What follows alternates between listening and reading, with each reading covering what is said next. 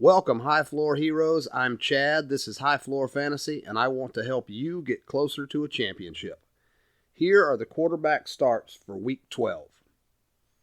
Tom Brady at Indiana, Russell Wilson at Washington, Mac Jones versus Tennessee, Cam Newton at Miami, and Jimmy Garoppolo versus Minnesota. Jimmy Garoppolo is trending in the right direction. In his last 4 games, he's scored over 20 fantasy points in one and over 30 in another, scoring nearly 20 points in the other 2 games. He's had over 300 passing yards in 2 out of the last 4, as well as 2 passing touchdowns in each of his 3 most recent games. Garoppolo heads to Minnesota this week, facing a soft defense, allowing almost 19 fantasy points per game to opposing quarterbacks. Keep Jimmy GQ on the cover of the magazine this week. He's a start. Here are the sits at quarterback. Tua T versus Carolina. Derek Carr at Dallas. Sit both sides of the ball for Chicago's tilt in Detroit with Andy Dalton and Jared Goff. And Ryan Tannehill at New England. Tannehill is a year-to-date top 10 quarterback, but he had an interception problem in Week 11, throwing the ball to the wrong team 4 times. The running back situation is still up in the air in Tennessee, and Tannehill is no rushing threat on his own. This week he faces the number 2 defense when it comes to opposing quarterbacks, allowing less than 13 fantasy points per game. Let Tannehill sit this matchup out. Moving on to the starts at the running back position, Ezekiel Elliott versus Las Vegas, Miles Sanders in New York facing the Giants, Mandatory Montgomery at Detroit, Antonio Gibson versus Seattle, and Melvin Gordon in Los Angeles facing the Chargers.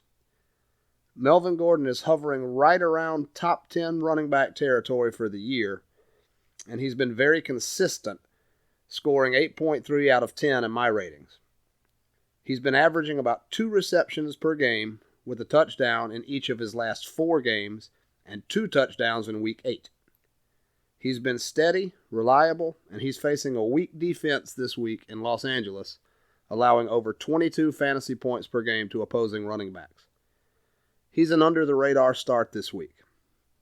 Now we'll have a look at the running back sits.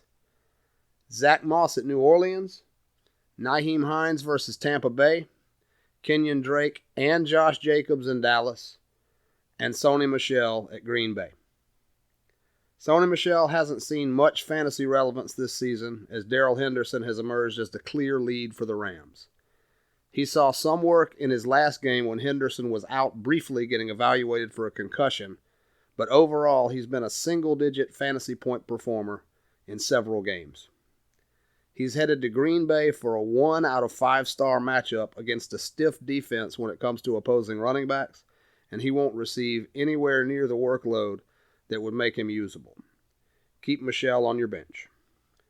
Moving to the starts at the wide receiver position, Deebo Samuel versus Minnesota, Jamar Chase versus Pittsburgh, Chris Godwin at Indianapolis, DK Metcalf at Washington, and DJ Moore at Miami. There's hope and energy on the horizon for the Panthers with the return of Cam Newton, and DJ Moore will be the one to benefit. He's been somewhat inconsistent after a strong start to the year, but things are looking up now that Sam Darnold has taken a back seat. He can put up double-digit fantasy points in the teens without being touchdown dependent. Miami is weak against the pass, allowing over 28 fantasy points per game to opposing wide receivers. Moore is a start this week. Now for the sits at wide receiver.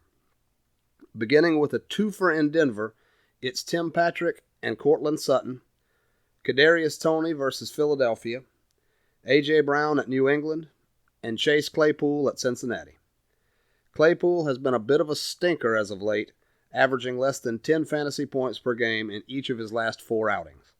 There's also a question mark with Big Ben, who's nursing a chest and a shoulder injury and was limited in practice on Wednesday. Deontay Johnson is more heavily targeted, and Ben has other weapons in Ebron and Freiermuth as well. Keep an eye on Roethlisberger's status, and especially if Mason Rudolph has to suit up this week, keep Claypool on the bench. Finally, we'll look at the tight end position for the week. Start Kyle Pitts at Jacksonville, Gronk versus Indianapolis, Dalton Schultz versus the Raiders, Noah Fant versus the Chargers, and Evan Ingram versus Philly. Evan Ingram is admittedly not a shoot-the-lights-out performer at the position. This is a matchup-dependent play. Daniel Jones isn't exactly a rock star either, but he has thrown for well over 200 yards in 3 out of the last 5 games. There's also a new coaching situation with the departure of Jason Garrett. Much clapping. Philadelphia ranks dead last against tight ends, allowing almost 13 fantasy points per game to the position.